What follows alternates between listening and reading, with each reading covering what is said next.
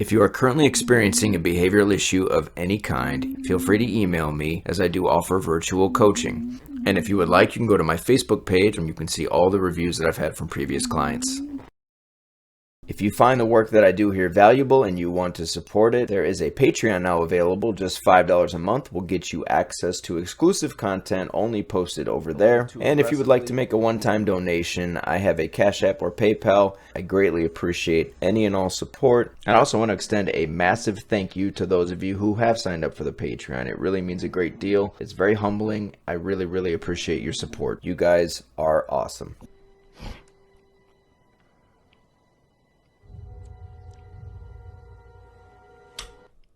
What does he do? He turns, right? Looks at his queen. Now his queen obviously has earned the right.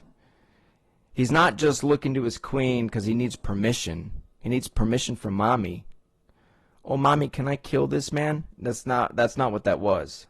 That was, the queen has obviously earned her place, and Leonidas respects her. And later on in the movie, there's even a scene between them where she's asking him why he's still awake and he hasn't come to bed, and he's very burdened with thoughts of going to war. But she says, you know, the only words who should have an effect on you are mine. And so Leonidas obviously cares about his wife's input. She's earned that. And so, but she knows that him as king and her as queen, we are responsible for our people and our family. So I'm going to turn to you, and I'm telling you, right? He's not asking her, he's telling her, right? It's important. He's not asking permission. You see, this is how subtle things get. He's not asking permission. He's looking at her and saying, listen, I got to kill this fool. And he's telling her, and it's not until she's like, all right, I understand. Then he does it. But he wasn't asking permission. He's telling her, but he wants to make sure, because again, she's also responsible for her people. He wants to make sure she's cool with it, like, because it affects her too. This is a choice that will affect everybody. So he's telling her what he's about to do, and he just wants to make sure we're on the same page before I do this. Madness. This is Sparta!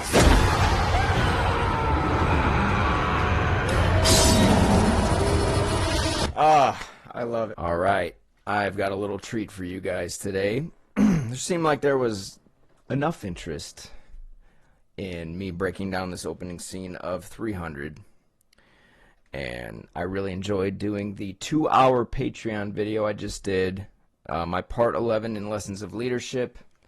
The Caesar video I just broke down, that was part 10. I was discussing and breaking down or explaining how energy is one of the most crucial aspects of building a relationship or a particular type of relationship with your dog, and how energy plays a vital role in your communication. But the misconception or the misunderstanding, the misconstrued belief and assertion in regards to energy, when you know, I hear a lot, I don't care if it's balanced or force-free, people will dismiss energy as this woo-woo abstract concept, like it's not grounded in reality, you can't break it down, it's not specific. I wholeheartedly disagree. Energy is something we all embody some type of energy, and there are fluctuations of that energy depending on the context, your mood, the environment, who you're talking to, that you may or may not be aware of. But energy absolutely comes through in your communication. But the 2-hour video on Patreon I just did is discussing how your attitude, your perception of yourself, self-belief, and also how you perceive others is going to directly influence the type of energy that you put out, especially when you're talking to certain individuals. These things are all interconnected, and so they're all very important to be aware of. As you hear me say, when it comes to dogs, we use tools, or this is my belief anyway, we use tools as a way to compensate for our inability to communicate exactly like another dog can. And when you understand how to utilize all of the same means of communication, right? Eye contact, body language, posturing, energy, positioning, spatial pressure, all of these things, you'll find that you have to rely on tools less and less and less and less. Now, of course, we still need them to some degree, but you will notice that you don't need to rely on them nearly as much as you used to. And things like e-collars become really non-existent in your protocol unless you are trying to help your client get what needs to be gotten done in terms of asserting themselves. I've used e-collars with a couple of clients because they struggled with being assertive. So this directly ties to attitude and energy. And for me, why are clips like this important? Why are topics like this important? Well, you know, there are people who don't believe or don't understand, how does this relate to dogs? Well, you just haven't asked. Yeah, I didn't ask the questions I asked. You know, the starting gate. You're not out of the starting gate, right? Your understanding lacks depth.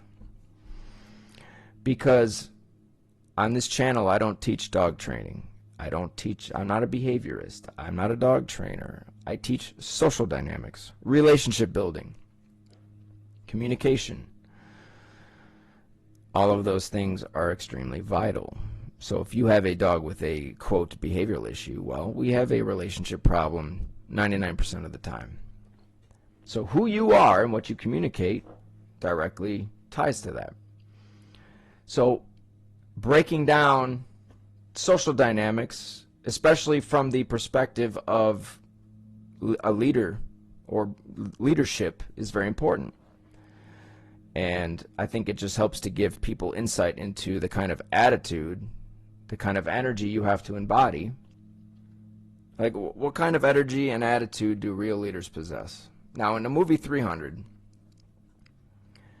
King Leonidas, to me, is the epitome of what a real man, a real king, and a real leader should embody, and how he would operate, the principles that he operates from. So in my 2-hour Patreon breakdown, I go over the relationship between Achilles and Agamemnon in Troy, right? Because Achilles is not a willing follower of Agamemnon, right? Agamemnon is a king who does things very differently than Leonidas. And so why is it that Achilles doesn't respect Agamemnon, but Leonidas, all of his people, his wife, his queen, his soldiers, they all look up to him, admire him, respect him, and they are willing followers of him. Why is this? What separates the two? What makes a man, a leader, and a king one that people would willingly follow versus one who people don't willingly follow? It's the same with your dog. If you build the right relationship, your dog will willingly follow you. And then you can give it all the freedom that it deserves, and it will show you consistently that it will willingly follow you. And so this is why I don't trust anybody. I don't care what they say. Anybody who can't show you that they can take their dog into the real world, I'm a professional anyway, any professional who can't take their dog into real world settings in public and have that dog off leash and showing people that that dog will willingly follow them without causing disruptions, without creating problems, then at that point they have not demonstrated to me why anything they say in regards to dog training, why I should give a fuck. That's just the way I see it. So we're going to break down the opening scene in 300 because I think this is just a little treat for you guys. Again, the 2-hour version where I show the contrast between the relationship between Achilles and Agamemnon and Leonidas and his people, his soldiers, and also the contrast between him and Xerxes. That is exclusively on Patreon. if you are interested, $5 a month will get you access to this, as well as my entire Lessons in Leadership series, all of the work I did in Australia with the Kelpies, and a lot more. So let's go. Oh, by the way, you know, this video may get copyrighted, but I'm gonna do as much commentary as I can. Maybe we can avoid that, you know. So I'm gonna skip to, and I'll try to make this. I really enjoy talking about this stuff. I'll try to make this brief, but I get carried away, you know. So, okay, what happens at the beginning, right? Xerxes' messenger shows up to deliver a message to King Leonidas. If you haven't seen the movie, that's what's happening.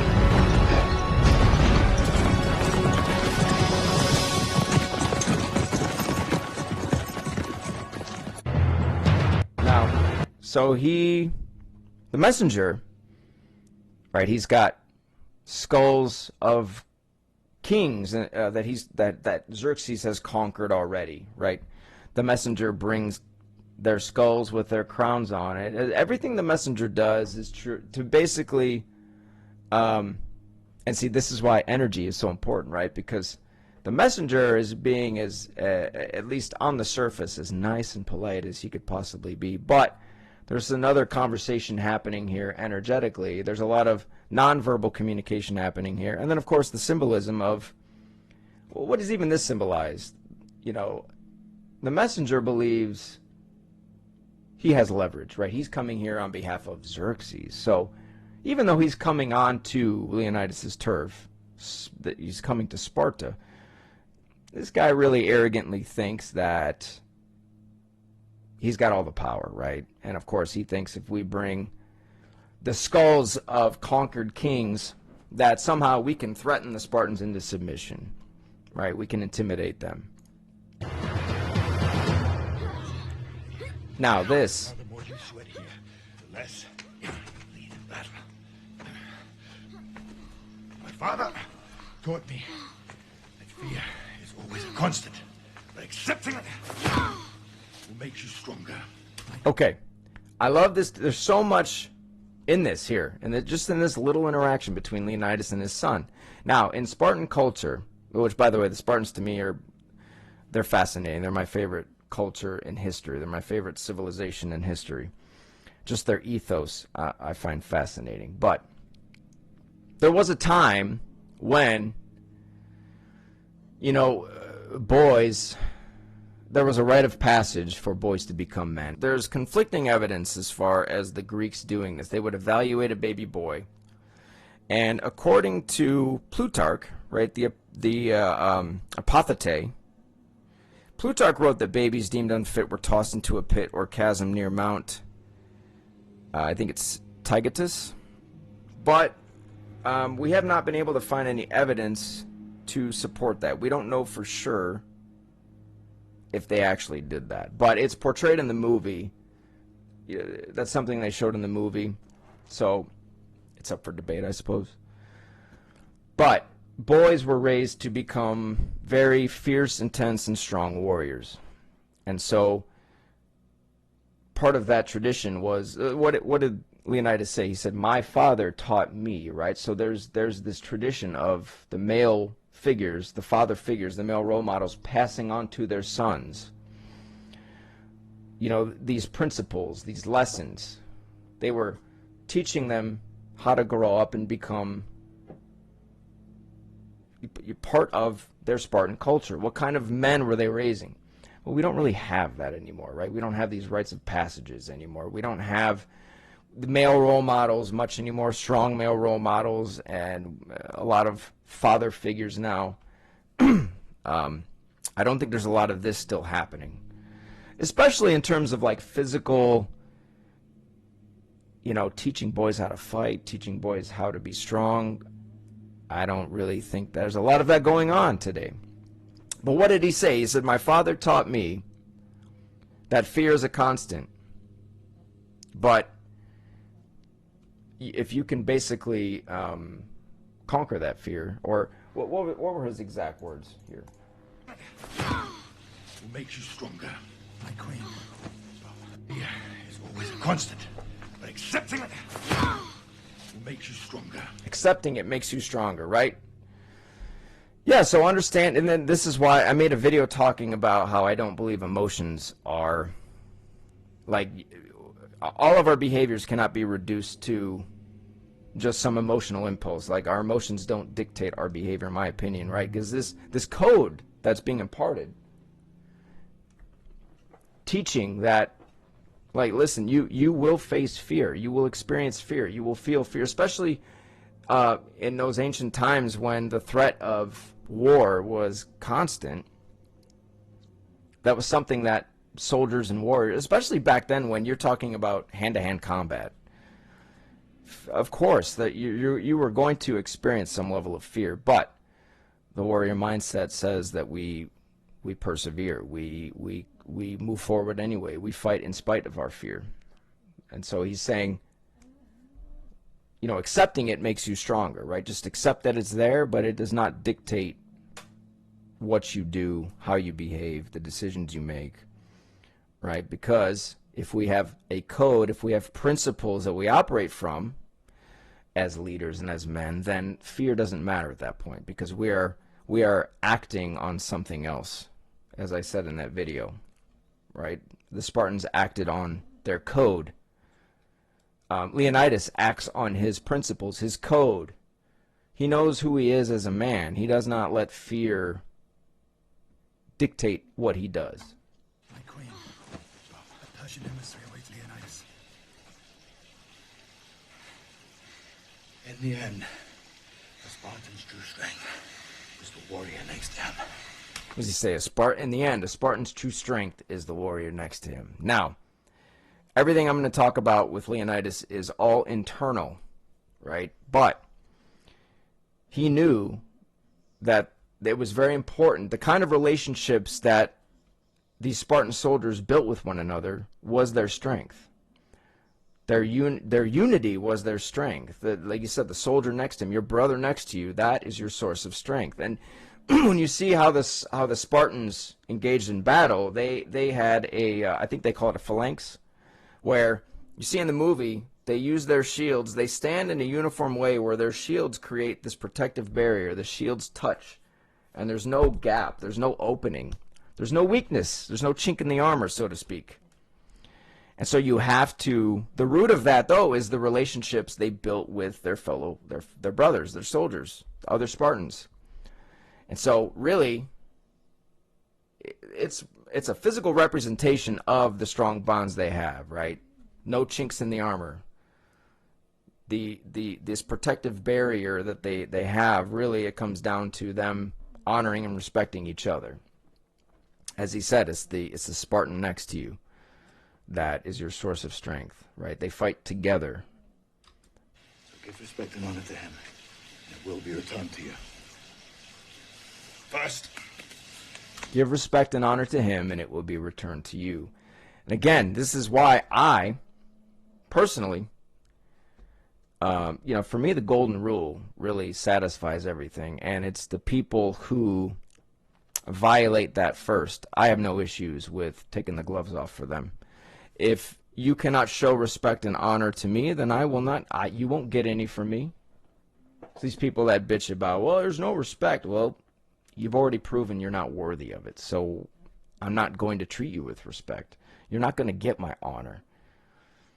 Why? Why would I do that? That would be disrespecting myself. To give respect to somebody who I truly don't believe is worthy of it or deserves it, who has demonstrated poor character, nah, I'd be disrespecting myself if I acted against that.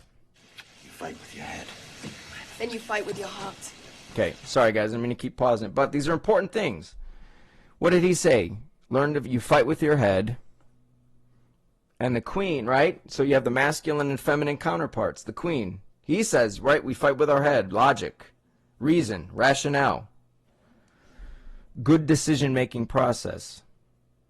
And his mother, the queen, comes in and says, then you fight. Then you fight with your heart, right? That comes secondary.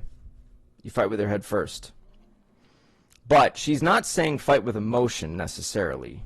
She's saying fight with your heart in the sense that you're brave, you're courageous, you fight fearlessly, you have grit, guts. You don't retreat, you don't surrender. In fact, in ancient Sparta, if it was like you would be socially shamed if you went to war and lost. And there was one other stipulation, I can't remember. There was one other stipulation that Spartans would be socially shamed. It was losing, and it may have been surrendering. I think there was something else. But basically, it was not in their code to do this. Like if you lost, even if you fought valiantly, you would still be socially shamed. So victory was very important for Spartans. But fight with your head first, then with your heart, right? And so really this is kind of symbolically showing the how the masculine and feminine work together. They complement one another. But of course, Leonidas as the king, the man and the leader is going to say fight with your head first, fight with your head first, and then of course the feminine is going to say then with your heart. We don't lead with emotion, essentially, right?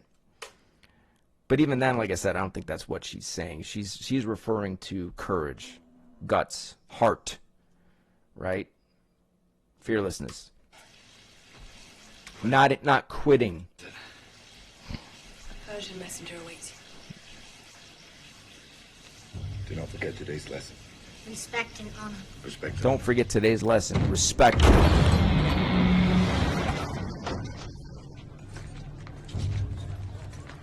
I love this. I love this scene. I swear to God, when I watch this scene, I swear to God, my testosterone doubles. I swear to God. I love this fucking... I never get tired of this scene. Or this movie. I love this fucking movie. Councilman Theron, you found yourself needed for once. Now,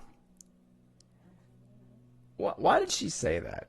She said, Councilman Theron, you find yourself needed for once, right? So what does this say about the Queen's attitude towards Theron? It was a politician in the movie.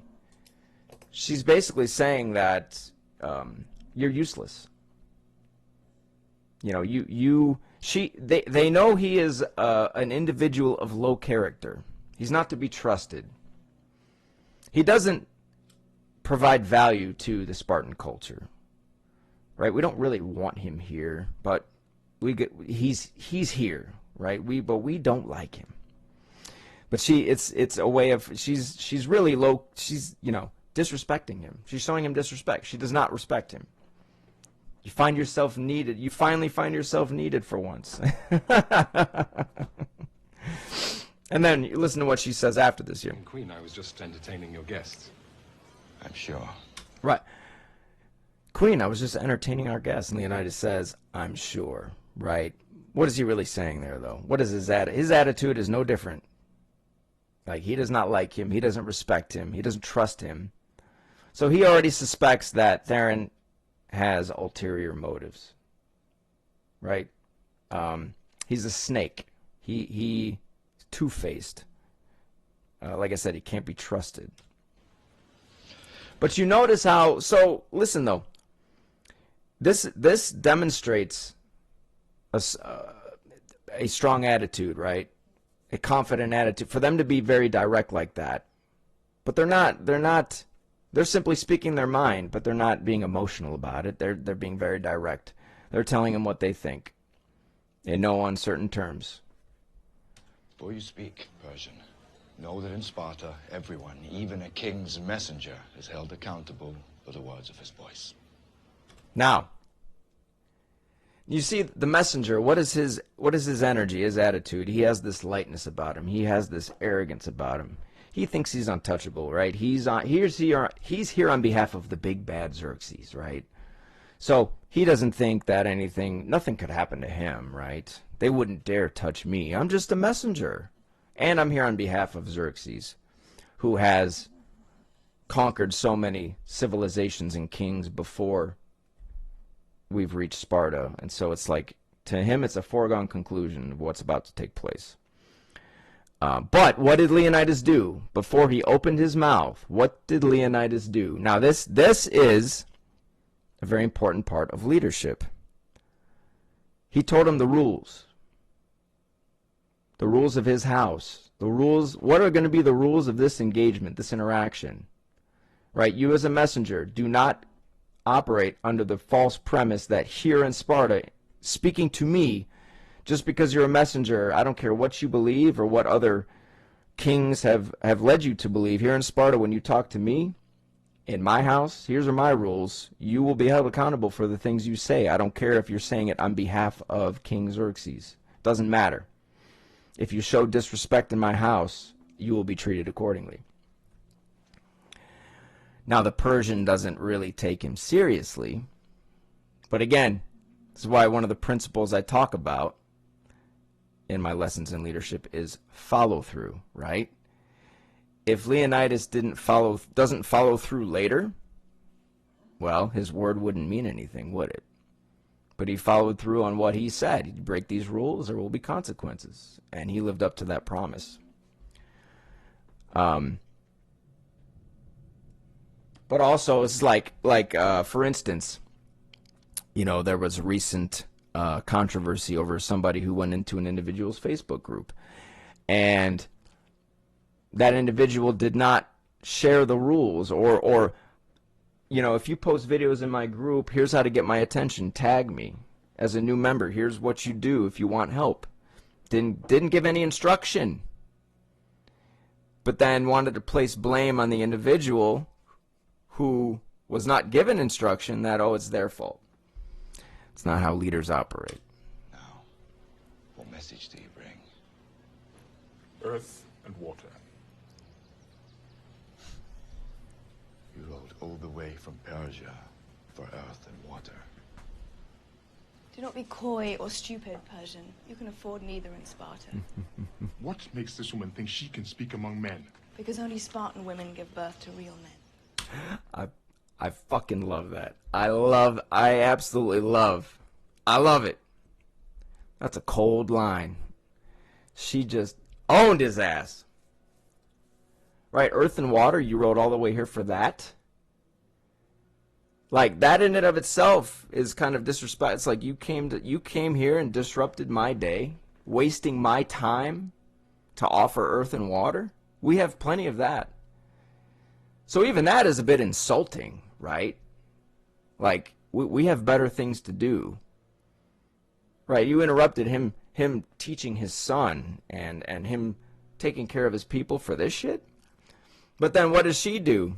She steps in and basically says, like, stop bullshitting. Get to the point. And earth and water, you can't afford either one of them here. So, come on, hurry it up. You're wasting our time. And then he's so taken aback by it, right? How dare a woman speak to me?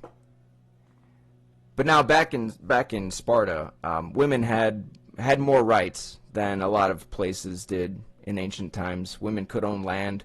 They didn't have voting rights, but they could own land, and they had more of a say than other cultures. But her as the queen, of course, she you know, she has a voice. And in Sparta, of course, she's able to voice her opinion. And, you know, the women in this movie are portrayed in a very strong yet feminine way. And I really like that, is because the Spartan women weren't to be fucked with either, you know. Let us walk to cool our But you see that? What is it? What is that look? Again, what do I talk about? The means of communication, eye contact. What is she saying with her eyes? Right? And this is, you want to talk about a hierarchy, dominance, power and influence over, right? She is asserting herself. And she is staring this motherfucker down, basically like, you're in my house, bitch.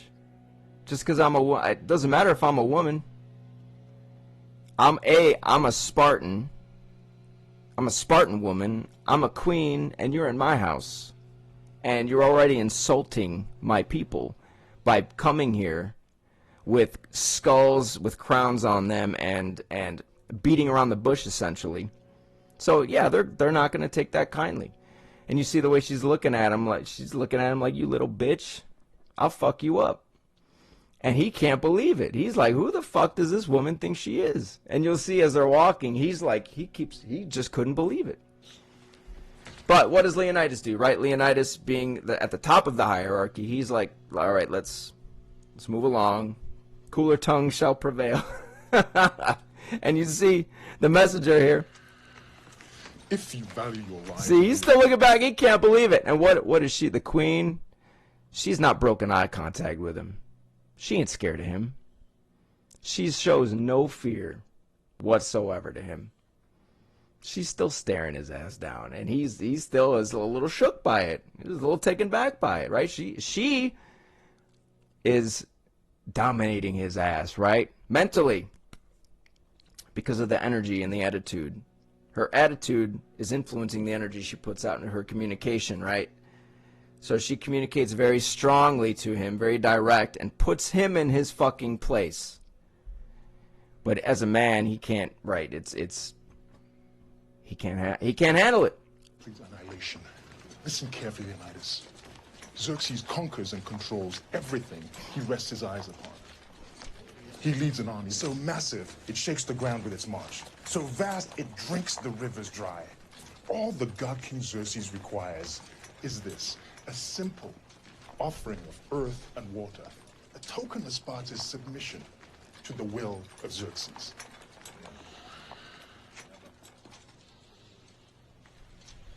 Now, what did he say there? He's saying, he's trying to be very he's trying to put it like you say it in this very flowery way, right? Oh, just a small token of Xerxes' gratitude for Sparta basically bending over backwards and taking it up the ass. Or, I'm sorry, bending over and taking it up the ass. Basically, just submit. Let Xerxes take over. Don't fight. We'll let you have some scraps, some earth and water, right, as a token of gratitude, but you just need to submit to Xerxes, right? Now, the way he's presenting it, though, he's presenting it in this very, right, what is the energetically, he's trying to say it in this very light and like unassuming way. It's not a big deal, but what is he really saying? Right, you showed up with skulls of dead men, and you are essentially threatening me and my people with, as he'll say later, slavery and death. He's already insulted his queen, and again, he thinks he can't be touched. He thinks he can just come in here and say and do whatever he wants, and there won't be any consequences for it.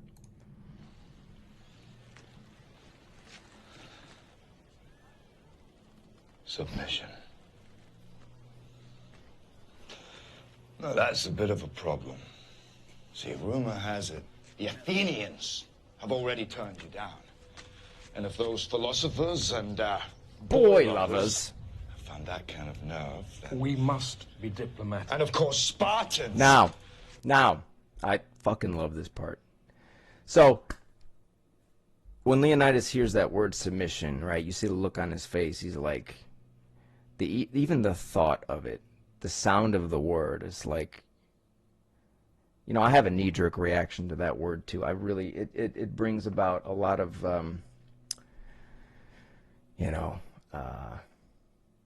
let's just say I don't like the word very much. But you see the look on the messenger's face. Submission. Right, he's like, nah.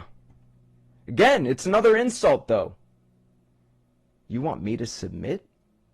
To even pose it in my house. It's fucking insulting. But you see, you could see the look on his face, and then he changes his energy, right? It goes from like, I could choke you right, I could kill you right now for saying that. But, hey, you know what? He's keeping his cool. That's why I say, oh, that's going to be a little bit of a problem. It's a bit of a problem.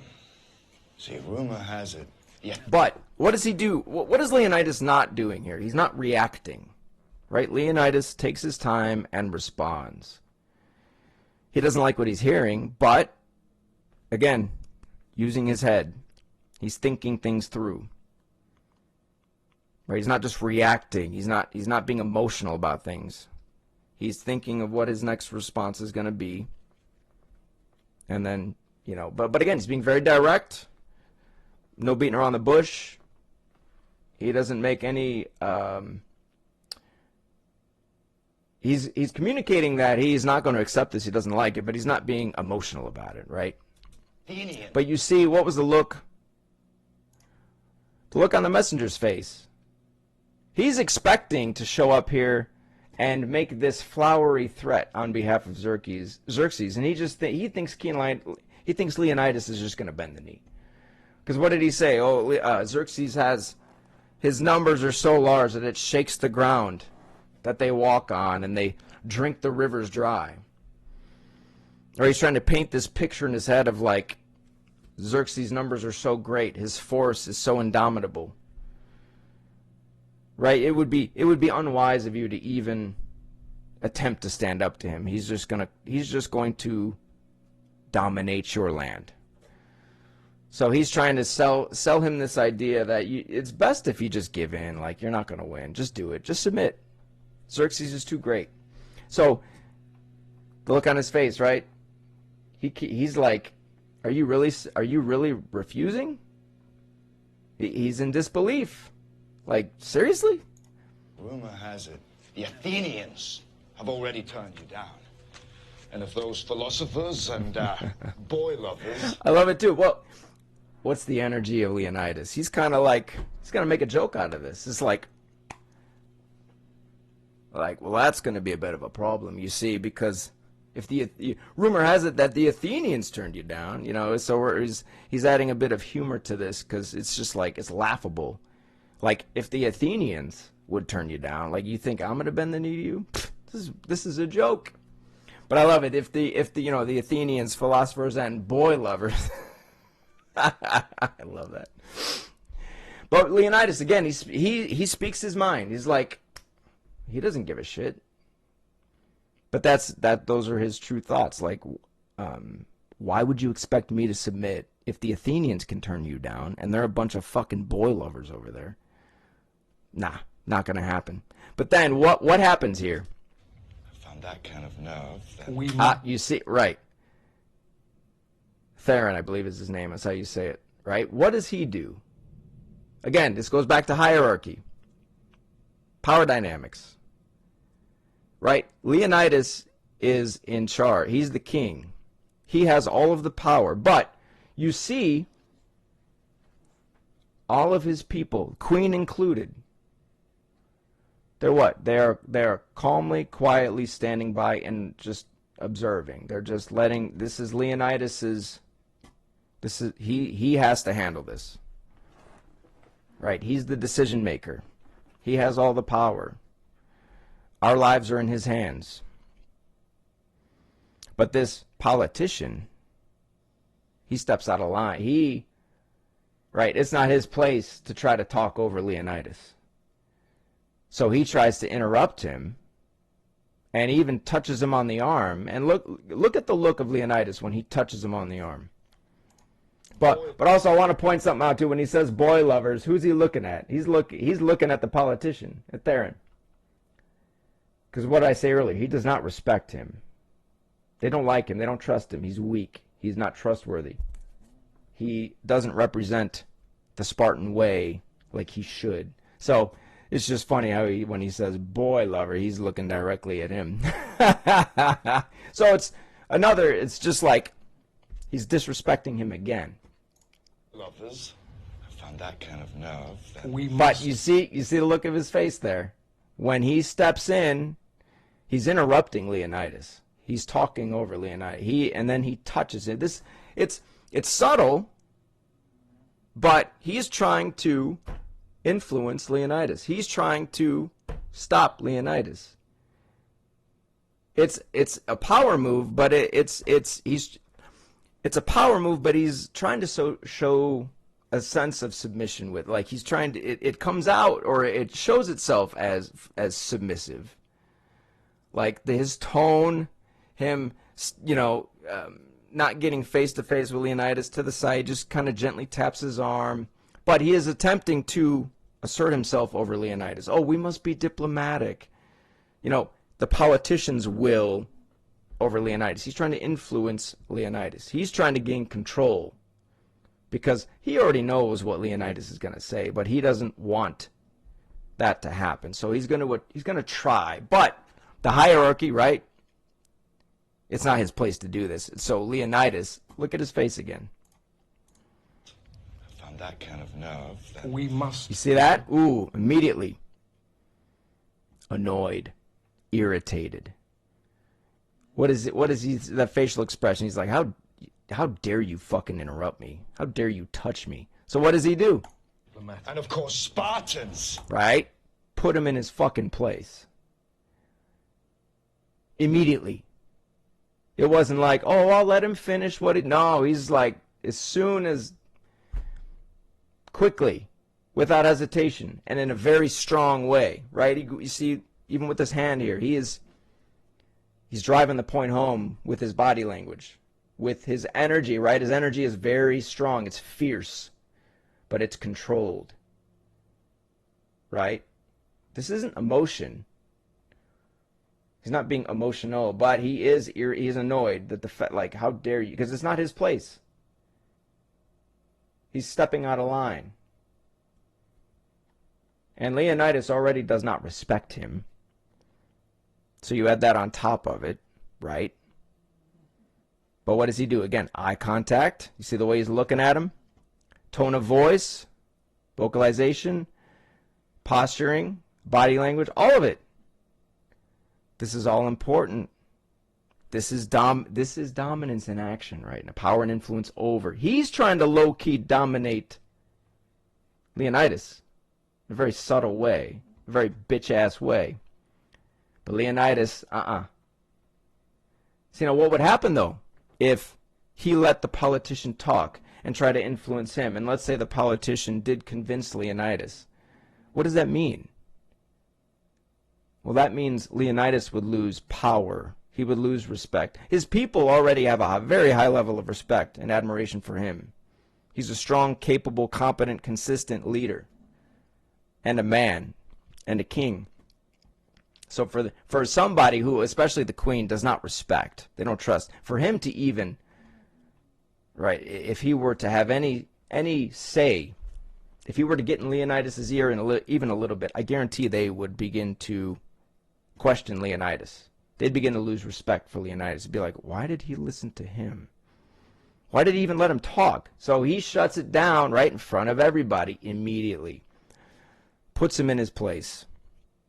Strongly. Right? Leonidas is saying in no uncertain terms, shut the fuck up and don't fuck with me. Don't touch me. Don't interrupt me. It's not your place. And I already don't fucking like your snake ass anyway. Right? Doesn't touch him, but doesn't have to. Everything else he communicates is very, very strong. Or Spartans. Right? You can even hear it echo. Right? And that's all you need to do. Like, don't fuck with Leonidas. Have their reputation to consider. Right? True. Spartans have their reputation to consider. Right? Basically, we have our way of living. There's a certain perception other cultures have of us. If we bent the knee to Xerxes, what does that say about Spartans? What does it say about our perception of ourselves, first of all, but also how would the world see us then if we just bent the knee to Xerxes, right? We would lose our reputation. The 48 Laws of Power, there's a law of power where Robert Greene talks about your reputation being a source of power. If you, depending on the type of reputation you build, right, that's going to influence how people see you, how people communicate with you, the decisions they make around you. Right? And so that's why if you cultivate a certain reputation, it can give you a lot of power as far as the perception others have of you. Right? The Spartans, for instance, they have a certain reputation. You didn't want to go to war with the Spartans. Right? Their reputation of being elite soldiers, warriors, tacticians. You didn't want to go there. So your reputation can do a lot for you. without you having to lift a finger. And obviously Leonidas knows that. Right? Choose your next words carefully, Leonidas. They may be your last as king. Now, what did the messenger just do? Leonidas is saying, no, not going to happen. And already, listen, the politician there and this messenger, they've already been colluding behind the scenes, right? Working together. The politician has been taking money from Xerxes, being paid off. Right? Leonidas already suspects that. So this is also another reason the messenger thinks he's going to have some kind of leverage over Leonidas, because he's also got the politician in his back pocket. Right? They can sabotage it from the inside.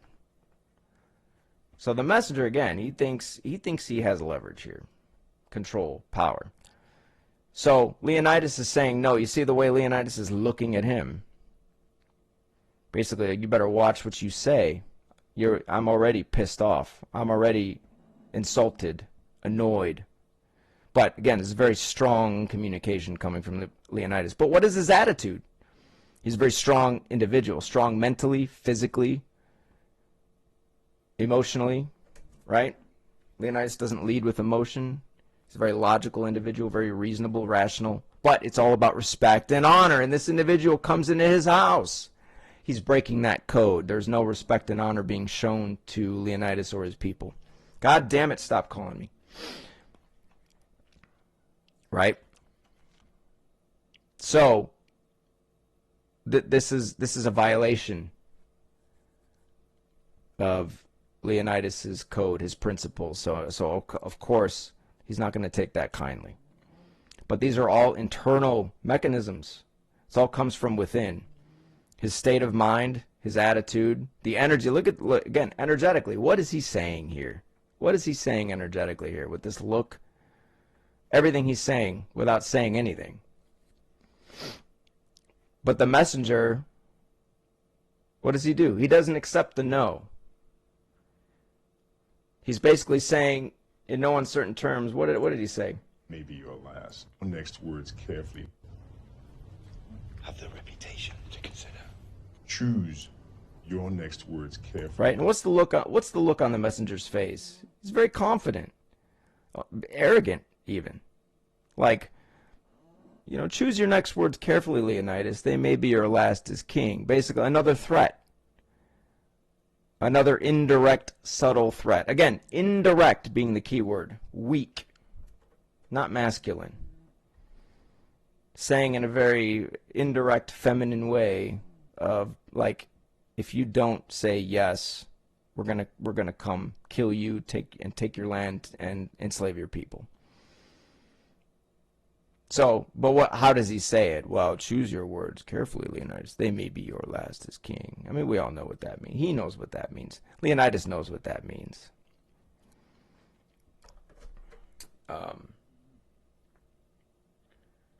Okay, guys, I'll speed this up here. But Leonidas, again, he's not happy. They may be your last as king. And again, this is a power move. The messenger he's not getting his way in terms of the negotiation. Leonidas is not doing what he thought he would do. And again, I guarantee the politician had probably led the messenger to believe, like, yeah, you could come in here, we'll convince Leonidas. Because the politician's a snake. So again, he's trying to do things from the inside out to weaken things, to get the politician or the messenger to then come in and kind of seal the deal. But it's not working. And the messenger, this is the last card he's got, basically. I'm going to make one more threat to you. Because you're not bending the knee. And again, you see how all that niceness he had before, right? The flowering, the lightness, it's all gone now. He's basically so there was a bit of a disingenuousness about it. Now he's being a lot more strong, but he's still being indirect, but he's being more strong about what he's saying, like, choose your next words carefully, Leonidas. With, again, the look, all of it. But he's very confident in what he's saying. Like, again, he thinks he's untouchable. Oh, I'm just a messenger, so what I say, you can't touch me. But what did Leonidas say? you know, you are responsible for what you say here. And he's violating the code of respect and honor that they have here in Sparta. He's coming here and he's essentially pissing all over Leonidas' territory. Do you think Leonidas is going to accept that?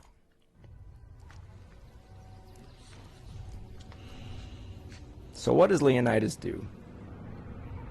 Now, again, Leonidas doesn't react. He responds. So what is he doing here? He understands the gravity of the situation.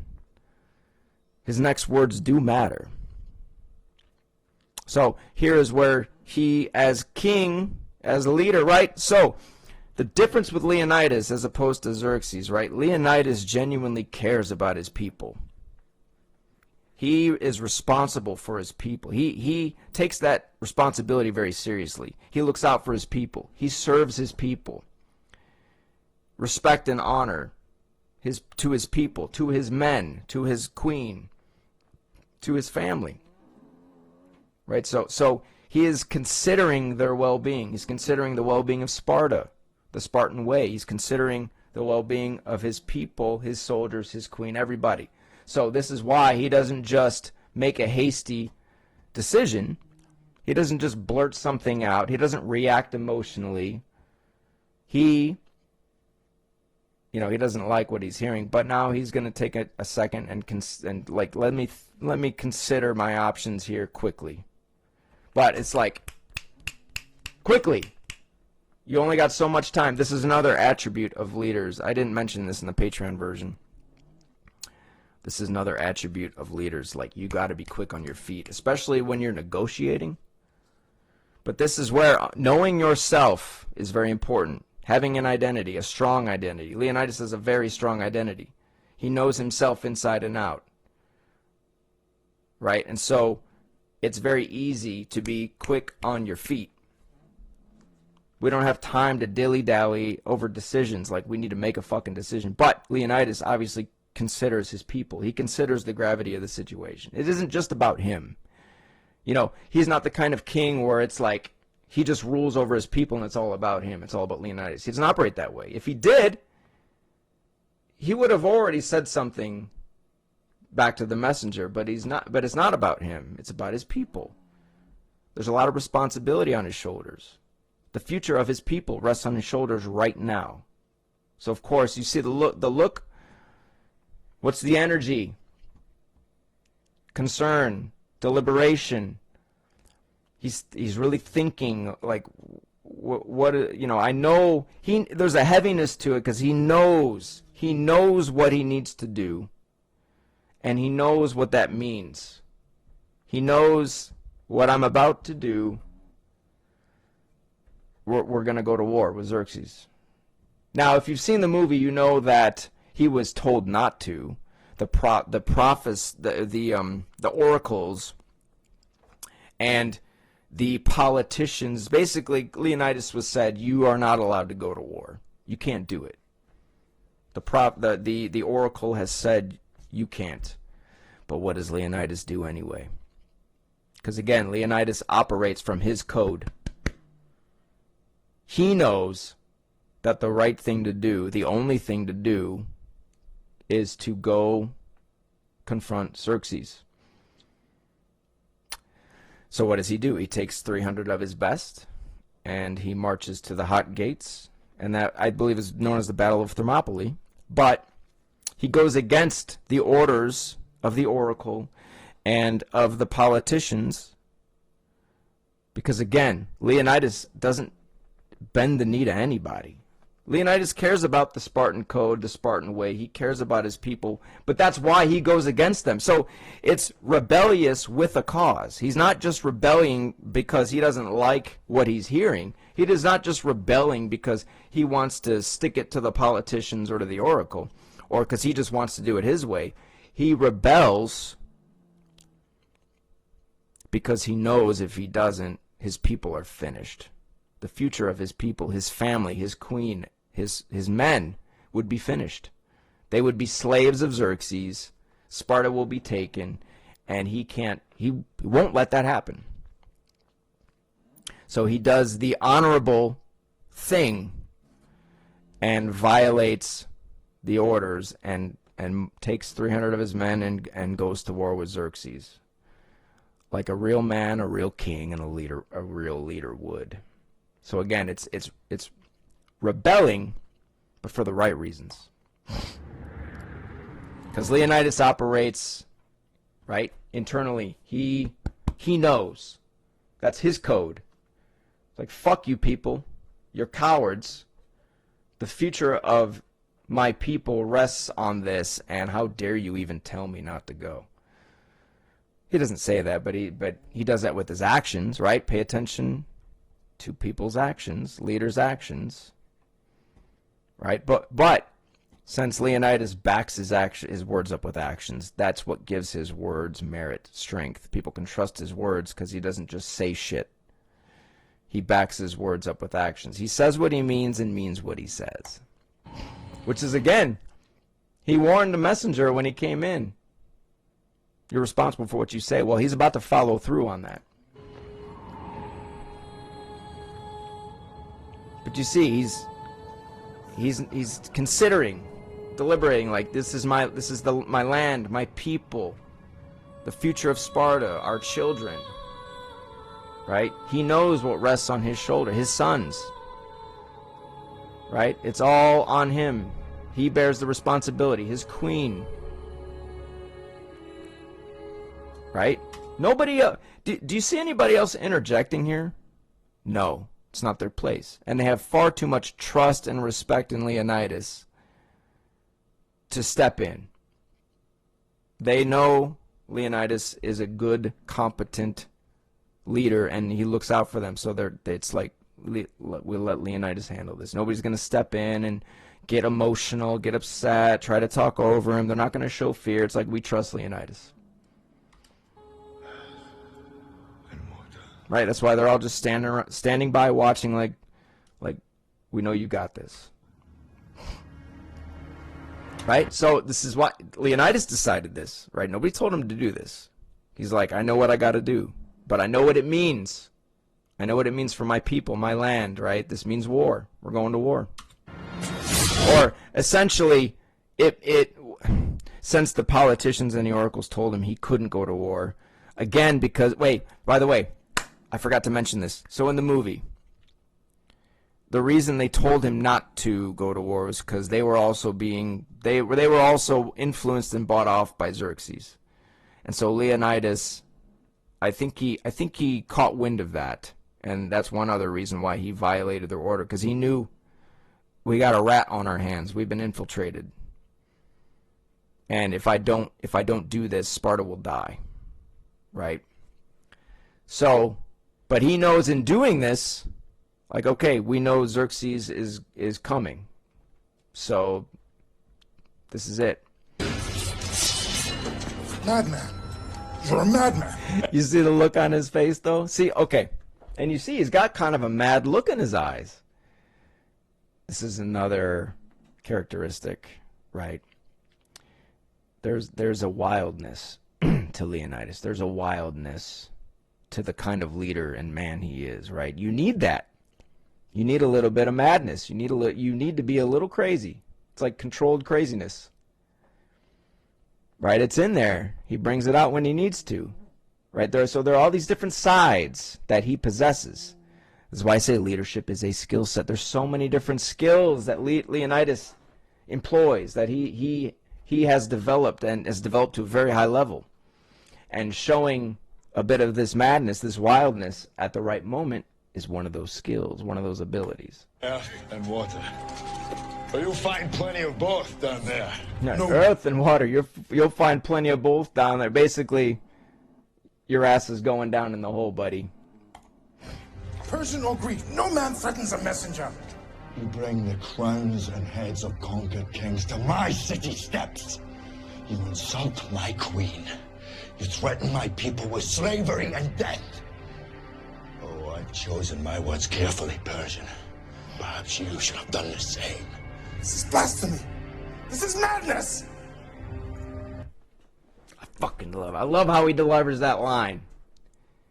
right? You see the righteous indignation, the passionate talking, is according to Megan Jones, the anger, but it's controlled, right?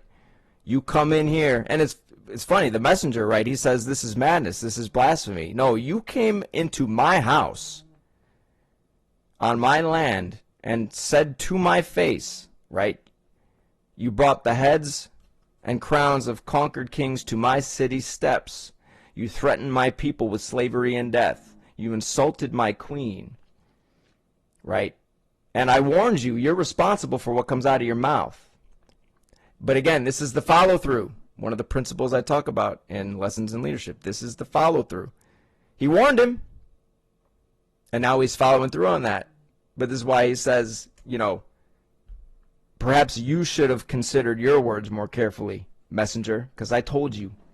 And you're blaspheming in the house of Sparta. You're blaspheming in my house. Well, there's going to be consequences for that. Did he hesitate? No. Did he get overly emotional about it? No, he is pissed off. You pissed off Leonidas. Bad idea.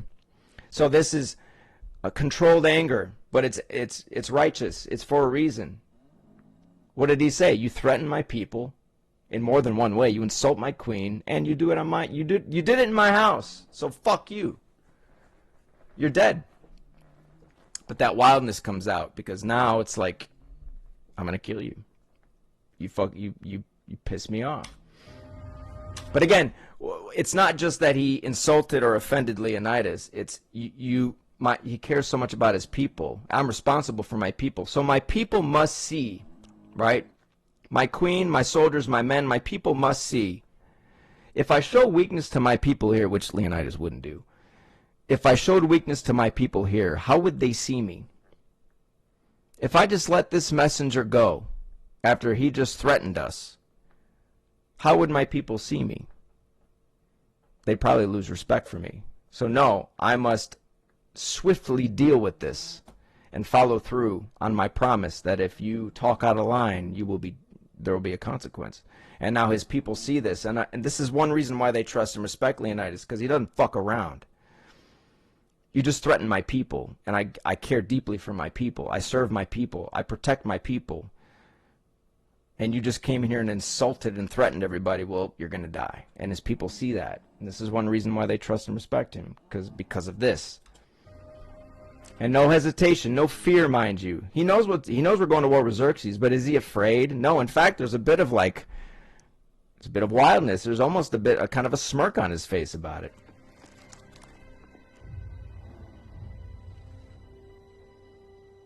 Right, and the messenger is like, wasn't expecting that. He thought he was going to be safe. So now he knows, oh, shit just got real. But what does Leonidas do? Before he even does it, what does he do?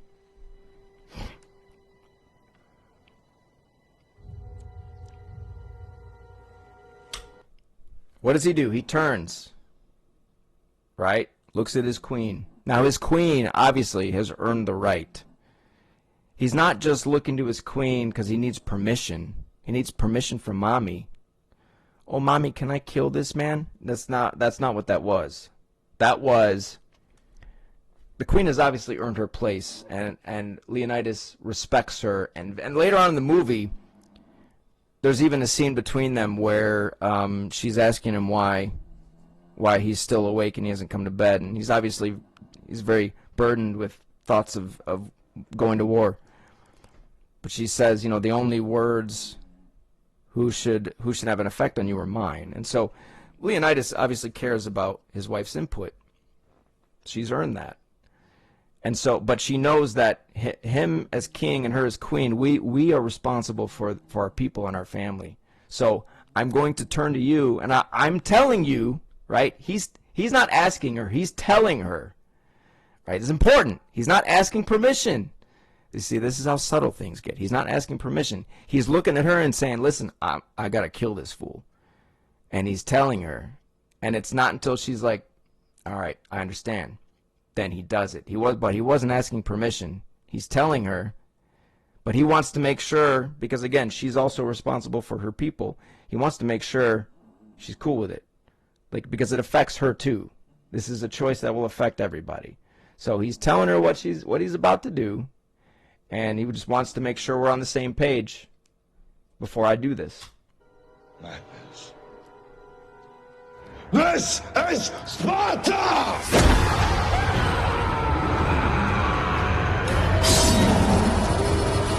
Ah, I love it. Oh, well, here.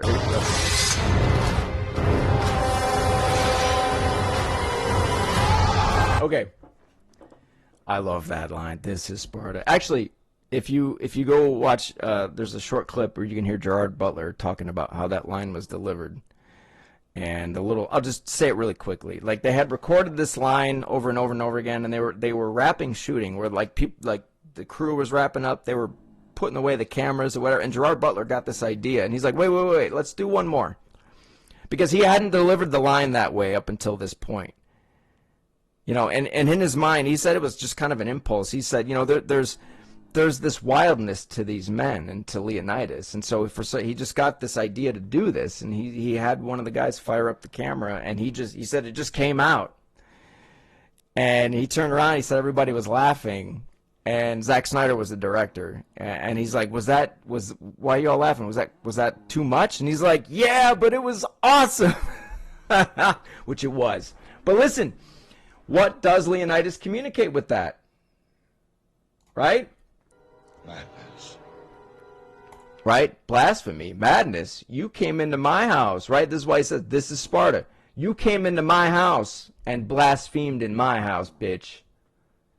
That's madness in my book. This is Sparta! Oh, like a goddamn lion. He roars like a lion. That's why I love it. He's not being emotional. Well, there's emotion there, but it's not like, he's not being like feminine. That's like the roar of a lion. Like, blasphemy, man. You came in here and threatened my people. You insulted my people and me and my queen. Like, no, this is Sparta. But that was a declaration. The declaration of a goddamn lion. This is Sparta, then I'm going to kick your ass down the hole. Didn't fuck around. Leonidas don't fuck around. I love that. But he shows so much strength. Again, what's the energy behind that? Right? This is Sparta. Like, you don't come here and do that. You don't fuck with us. You're done.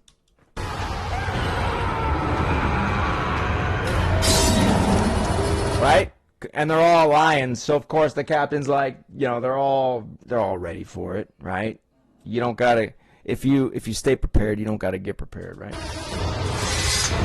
But now, you see the look, Leonidas. What this look, this energy about it, this attitude. Right now, he knows. You see this look. Leonidas is the calm one, right? As this chaos happens around him, he's the stoic one. But also, you see the look, right? He's pissed off, but also there's a bit of concern in there. It's like, I know what this means. You know, I know what's at stake. I know the fate of my people rests on my shoulders now. And that's a heavy burden. So, you know, heavy is the head that wears the crown. But that's what makes Leonidas such a good leader, is he can bear that burden. And later on in the movie, he's willing to sacrifice himself if it means his people will be safe. His queen will be safe. His kids will grow up. And they won't be slaves to Xerxes. Right? So, self-sacrifice. He's willing to forego his life if it means that. But he knows all of that rests on his shoulder. He's strong enough to carry it. Right? He can handle it. Anyway, I really hope you guys enjoyed this. I really love this scene. Never gets old. I love watching this scene. I've watched it a fucking trillion times. Sometimes I'll just get on YouTube and watch this scene, and then it kind of starts my day. It's like I said, my testosterone, I think, triples every time I see it. But, yeah. No. If you want, there's a scene between Leonidas and Xerxes. I'm happy to break that down if you want. But if you want the full 2-hour video where I show the contrast between Leonidas and Agamemnon and Troy, jump on Patreon. It's up there. Anyway, guys, have a great day.